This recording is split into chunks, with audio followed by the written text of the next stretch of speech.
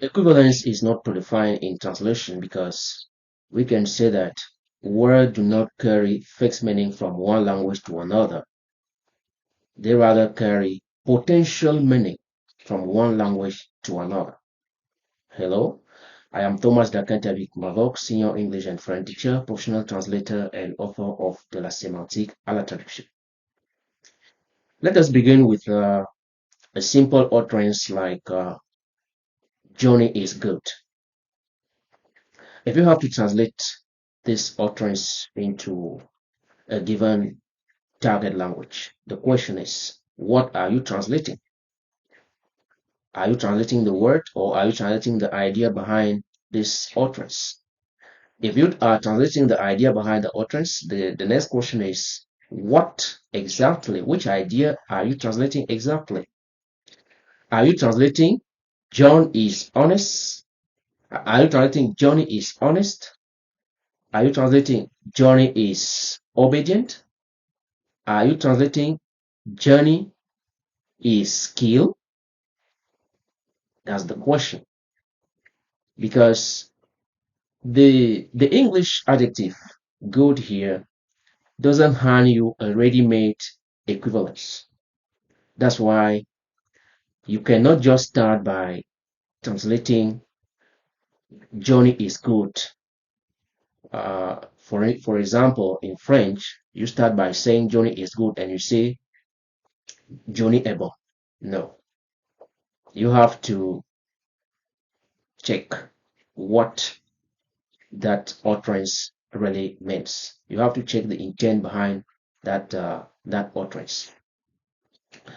It is widely believed that equivalence is a fixed notion because we have dictionaries which give us entries, and we know that these entries correspond to the various meanings which a given item, a given lexical item can carry. But this is limited to dictionaries.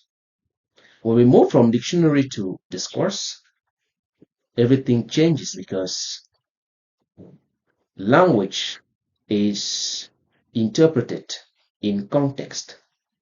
So, to better understand why we say that words do not carry fixed meaning or fixed equivalence, but potential equivalence, we have to look at cognitive grammar. Cognitive grammar, which is a theory of grammar put forward by Ronald Langacker in 1986 in 1986 and 2008, more precisely in his article titled An Introduction to Cognitive Grammar. Well, and his book titled Cognitive Grammar, A Basic Introduction, published in 2008. Well, what does Langacker, that American grammar, what does it tell us about cognitive grammar? First of all, he says he defines cognitive grammar as space grammar, and he argues that meaning is equated with conceptualization, and because there is no way you can describe a language without essential reference to cognitive processing. And that's why, to Ronald Langacker, words do not carry fixed meaning. Word actually profiles concept that can be understood differently depending mainly on how we construe meaning in context. That's what Langacker tells us. And when we say Johnny is good, we have to understand that the adjective good here profiles a positive evaluation or semantic frame. If we have to look at this through the lens of frame semantic by Fillmore, we are going to say that good in Johnny is good profiles a positive evaluation that can be moral, aesthetic, practical, or social.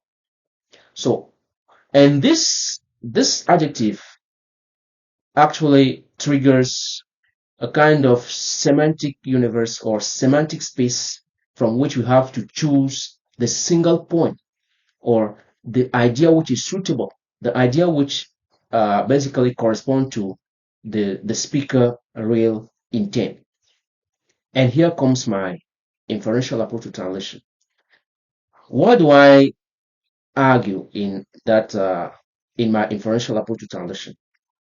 My inference-based translation theory rests on the assumption that we do not translate words, but we translate the intended meaning. And that's why inference is obvious in high quality translation.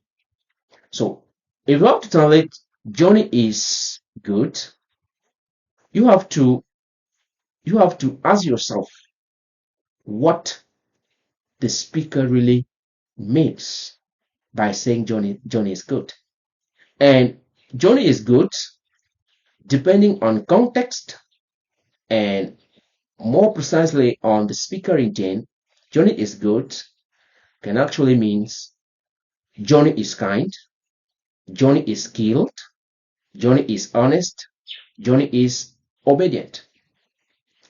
That's what you have to know. So you should know that a given utterance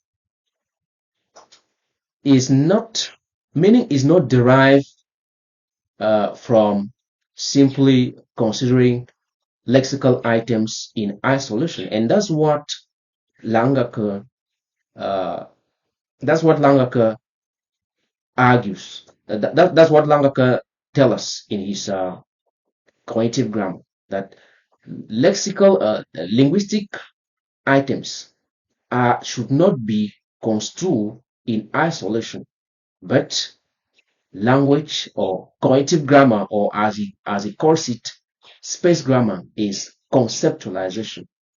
And when we translate, we conceptualize. That is, we rebuild, we reconstruct the conceptualization behind a specific linguistic structure. So we don't replace word, we conceptualize. And conceptualizing has to do with finding the suitable idea, which is actually voiced in a specific context. That said, to better to better understand what what lexical equivalence is all about and why it is not predefined, we have to look at we have to move from semantics to pragmatics and essentially into speech act theory.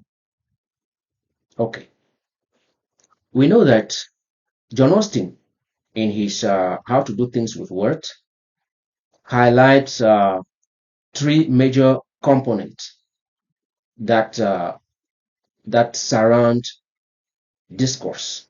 He talks about the locutionary act, which is the fact that we produce an utterance, we produce meaningful utterances. That's the locutionary act. Then we have the illocutionary dimension, or the illocutionary force of our utterance, which is actually the intent behind the utterance that we make. What do we want to do with this utterance? And finally, the perlocutionary uh, parameter, which is the effect or the response we want to elicit from the hearer or the listener. And crucially, Austin shows that using language is about doing things with language. And what we have to note here is that as far as translation is concerned, and with respect to speech act theory, we are interested in the illocutionary dimension of an utterance. Why? Because to find the right equivalence, we have to look at the illocutionary aspect of an utterance. If we limit ourselves to the structure-based version of an utterance, then we run the risk of missing the real equivalence that we have to achieve. That's why, as I've said, we translate ideas. And when we translate these ideas, as Langacker put it, we conceptualize. And when we conceptualize, we are looking at the illocutionary aspect of an utterance. And this illocutionary aspect allows us to find the most appropriate term in order to the most appropriate term or container, because in keeping with my inference-based translation theory, words are actually containers, containers which contain ideas. So we have to find the right container, and for us to find the right container, we have to lean on the illocutionary force of the utterance that we have in front of us. So that is what we have to say about uh, speech arc theory. And this shows that equivalence cannot be predefined. Even if uh, words, the meanings of words are fully explained in bilingual dictionary, as I said, as I put it at the beginning of this video, when we move from the dictionary to discourse, there is a high degree of change because we shift the focus from the dictionary standpoint to the discourse that we are delivering, and at that time we cannot say that we will have the same equivalence uh, when speaking. That said, in practice, as I said, translation has to do with conceptualizing, that is finding the right expressing ideas, translating ideas, and these ideas can only be vehicled through the right word. And we have to find the right word, we have to look at the illocutionary aspect of the utterance that we have in front of us. That's why we can say that the notion of lexical equivalence is not predefined. We are not discussing equivalence here through the lens of traditional translation studies, which distinguish different types of equivalence. We're talking about we think about formal equivalence, dynamic equivalence. Anyway, there are different types of equivalence. This is not what we. This is not the. We are not discussing this type of equivalence in this video. We are mainly concerned here with lexical equivalence, and we are saying that lexical equivalence is not predefined. However, a nuance is necessary because in technical domain, in technical translation, more specifically medical, scientific, legal, and anyway specialized translation, there is a tendency that some word or some term are established. That is, their equivalences are already established. They are fixed. For example, we say in English kidney. Kidney. We know that kidney means we know that for example, aircraft means aeronef. We know that save us means enregistrer sous. That's it. I need to acknowledge a legitimate objection here because even in this specialized domain, context remain sovereign, and crucially, the notion of lexical equivalence is fundamentally inferential. Why? Because if we consider examples like provisions, provision in the legal domain can be translated differently depending on which content we have in front of us.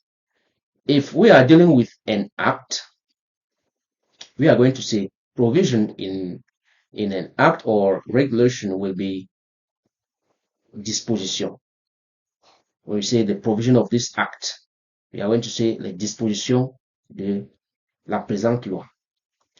But if we now move to a contract, provision will no longer be disposition. If we say the provision of this contract, we will not say les dispositions de ce contrat. We are going to say les clauses de ce contrat or les stipulations de ce contrat. We have other example like head. When we say head, head, we know that in medical translation, head is la tête. But in an institution, the head of the department will be le chef de département. Head may mean director or directrice. And the same thing when we say backbone. Backbone in anatomy is actually la colonne vertébrale, but in telecommunication, backbone is réseau fédérateur. So this shows that even fixed equivalences, that means established equivalences in technical domain can sometimes vary depending on the context of their usage. Now, this brings us back to artificial intelligence. And we have to say that even with billions of prompts, artificial intelligence generates grammatically correct translations, but this translation fail pragmatically and commercially, because artificial intelligence tends to first of all identify lexical correspondences and syntactic patterns, because it operates on statistics. And that's why you will see that most of artificial intelligence system produce structure-based translation, because artificial intelligence rests on statistics. And that's why you have to know that translation is not about word replacement. We do not replace words. Words are essential in translation. However, following my inference-based translation theory, you have to know that we translate ideas, and these ideas can only be expressed by using the right or the appropriate terminology in context. That's why lexical equivalence is not predefined. That's what we can say about this video. This is the end of this video. If you are interested in translation theory, semantics, pragmatics, and inference-based translation, feel free to subscribe and join the conversation and join the discussion in the comments. I am Thomas Dakatabi Kwabo, Senior English and French teacher, professional translator, and author of the La Sémantique à la traduction. Thank you for watching.